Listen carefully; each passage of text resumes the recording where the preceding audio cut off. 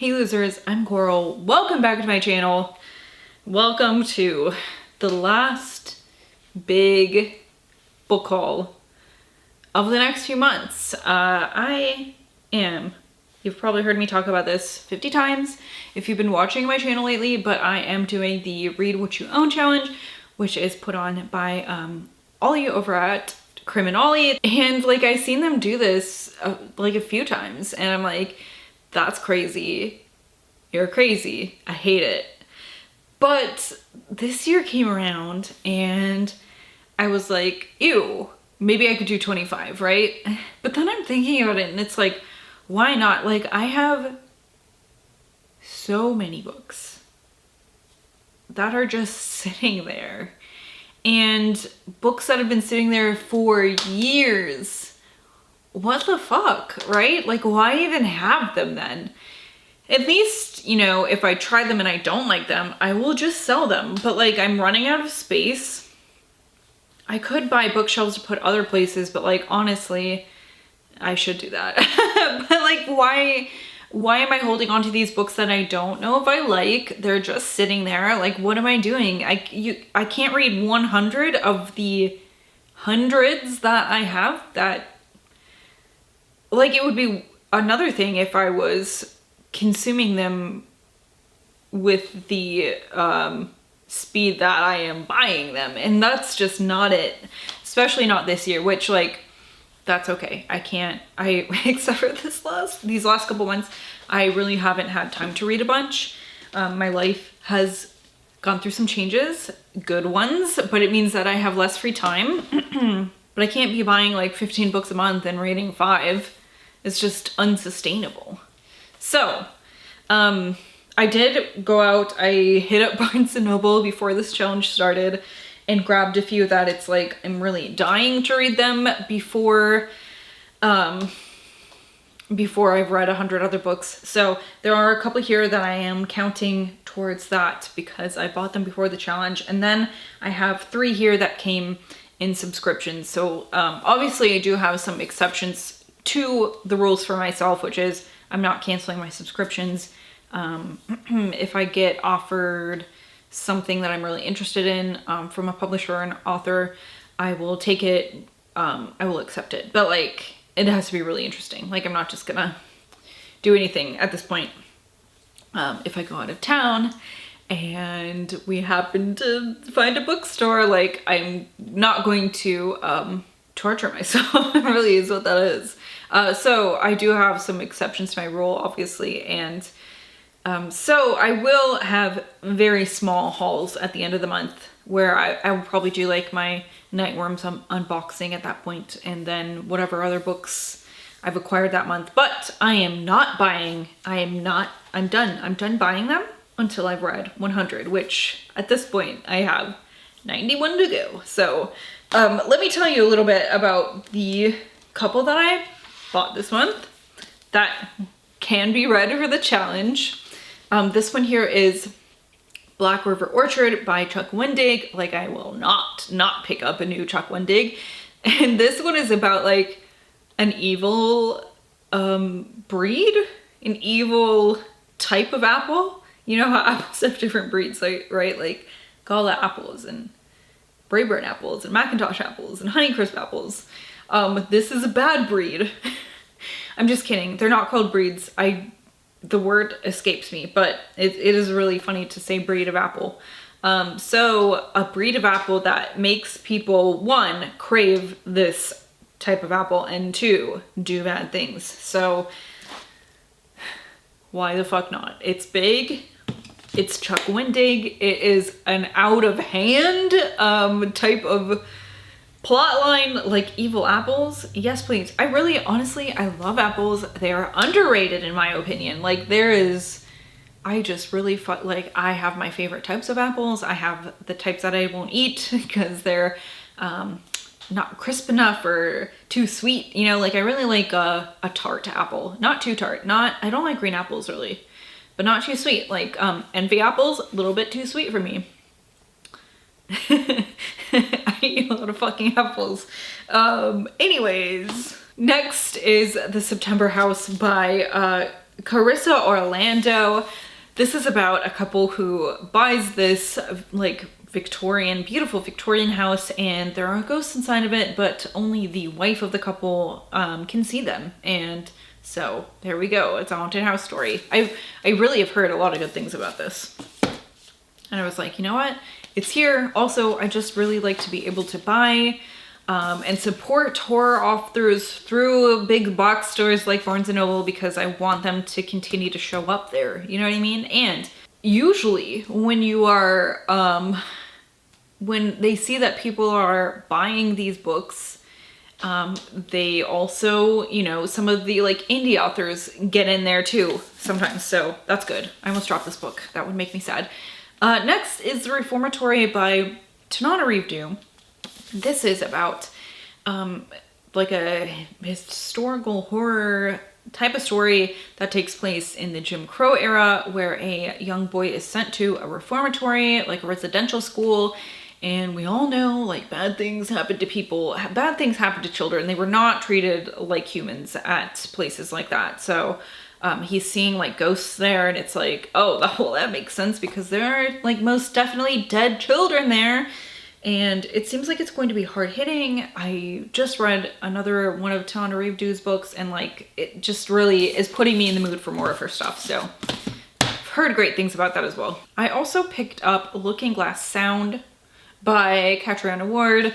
If she comes out with something, I'm going to buy it. I don't really know much about this at all. I know that it takes place in like New England, and it's a story that takes place over years. So I know that there's like a part where this main character is a boy, and then something about like a killer at that time, and then he's writing about it as an adult. I don't really know anything more than that, but it sounds interesting. Like I really enjoy Catriona Ward's work, so I'm just gonna, I mean, here is a stack, except for I've never tried Carissa Orlando out before, but like this is really a stack of authors I love, and so I'm gonna like fucking buy their shit, you know? I don't think there's been a time in my life where there has been so many authors that I really truly love publishing like year after year.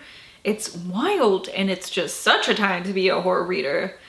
I mean, whether you're doing indie or like big five, it just is, what a time to be alive. I'm so excited about my fucking horror books. These are not horror books. This is The Fourth Wing and Iron Flame. These are by Rebecca Yarros. I have a friend who read this series and is like in love with it. She told me I should read it, and like, why not? She says I'll love it. Hopefully I will. I mean, I don't think I won't, right? Because I do like fantasy books. I just haven't read very many recently. I think I'm really burnt out on like the YA feeling fantasy. Like I need something with some grit in it. You know what I mean? These are about war college for dragon riders, and that's all I know. I've like really been lucky enough to avoid spoilers, and so I really don't know anything going into it, and that's how I want to keep it, honestly. Then I also found Revelator by Daryl Gregory at Barnes & Noble. I was excited to see this, and I have to say, more horror novels with fun spines. Come on. This is about, I think, an Appalachian family who has a strange religion, and another one where it's like, maybe we're following somebody as a child, and then years later we're also following them as an adult. I don't really know, but I'd like to find out. And then the last three books here do not count as towards my read what you own. So these will be put on hold for a while. But I picked this for book of the month. This is What the River Knows by Isabel Ibanez. And I picked this up because it's like, if you like Indiana Jones, and I was like, I do like Indiana Jones. So this says, Bolivian Argentinian Inez Oliveira belongs to the glittering upper society of 19th century Buenos Aires. And like the rest of the world, the town is steeped in old world magic that's been largely left behind or forgotten. Inez has everything a girl might want, except for one thing she yearns for the most, her globe-trotting parents who frequently leave her behind. When she receives word of their tragic deaths, Inez inherits their massive fortune and a mysterious guardian, an archaeologist in partnership with his Egyptian brother-in-law. Yearning for answers, Inez sails to Cairo, bringing her sketch pads and a golden ring her father sent her for safekeeping before he died. But upon her arrival, the old world magic tethered to the ring pulls her down a path where she discovers there's more to her parents' disappearance than what her guardian led her to believe. With her guardian's infuriatingly handsome assistant thwarting her at every turn, Inez must rely on ancient magic to uncover the truth about her parents' disappearance or risk becoming a pawn in a larger game that will kill her. It says The Mummy meets Death on the Nile. So, also, I fucking love The Mummy. As you can see, this is why I picked this book. I know it is YA, but I'm hoping, it seems like it, you know, might have some stakes, you know what I mean? Like, I'm just so sick of, like, fluffy, which I shouldn't say I'm so sick of as if everyone should be catering to my preferences, but I'm sick of reading that. I guess I should say I'm sick of reading fluffy shit. Like, there has to be stakes or I can't care about what's going on. You know what I mean? It has to feel realistic. It has to feel like something bad could happen or I'm not gonna care. Anyways, next two books are from Nightworms this month. We got Nestlings by Nat Cassidy and Root Rot by Sarah Reed. I'm gonna say Sarah Reed. So, Nestling says, Anna and Reed needed a lucky break. The horrifically complicated birth of their first child has left Anna paralyzed, bitter, and struggling with mobility, with her relationship with Reed, and with her resentment for her baby. That's about to change with the words any New Yorker would love to hear. Affordable housing lottery. They've won an apartment in Deptford, one of Manhattan's most revered buildings, with beautiful vistas of Central Park and stunning architecture. Reed dismisses disturbing events and Anna's deep unease and paranoia as the price of living in New York. People are odd, but he can't explain the needle-like marks on the baby. Okay, so something weird is happening to their baby, and of course the dad's like, oh, what are you talking about, you crazy woman who just gave birth? And the mom's like, something bad's happening here, and I love that. I'm kind of upset that I have to wait, but I will exert much self-control. Then we have Root Rot, like I said, and Other Grim Tales by Sarah Reed. This is a short story collection. It says, prepare to inherit stories of fossil haunted houses, of doorways to the afterlife. In the woods, learn of vengeful wolves and women. In the water, discover shipwrecks stuck in time, Devonian monsters, and islands where your father loved to fish and where your future hangs in the balance. Walk into the woods but stay on the path, dive into the water but never stop swimming, listen to your grandmother, and when she's gone, become her. So I have never heard of this author before. This book looks gnarly. I'm excited to read it. Then also in that package, we had this spiced caramel pear coffee, which honestly sounds so delicious. It's called a Paranormal Brew. I'm gonna have to try this for sure. Some of them it's like, I don't really dig that, but that one sounds so good. Then also this cute magnet of a skeleton with its little sleep mask on in bed, reading by candlelight. It says, I read past my bedtime. And oh, this fucking sticker is so cool. It's like this elk in front of the moon, but it's all green. Beautiful. So we've got Root Rot, Nestlings, the magnet, the sticker. Oh, the bookmark. Where did I put the bookmark? In a book, probably. There, Night Terrors was the package. Thought I could beat time in my dead battery, but it died. So anyways, bookmark, Night Terrors. This one reminds me of the Ankle Snatchers book by Grady Hendrix that came out in October. The little like ebook thingy.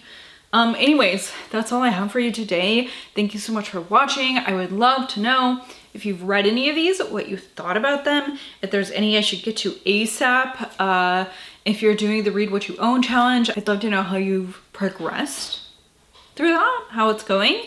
Anyways, that's it. Thank you all so much for watching. I will see you later. Goodbye.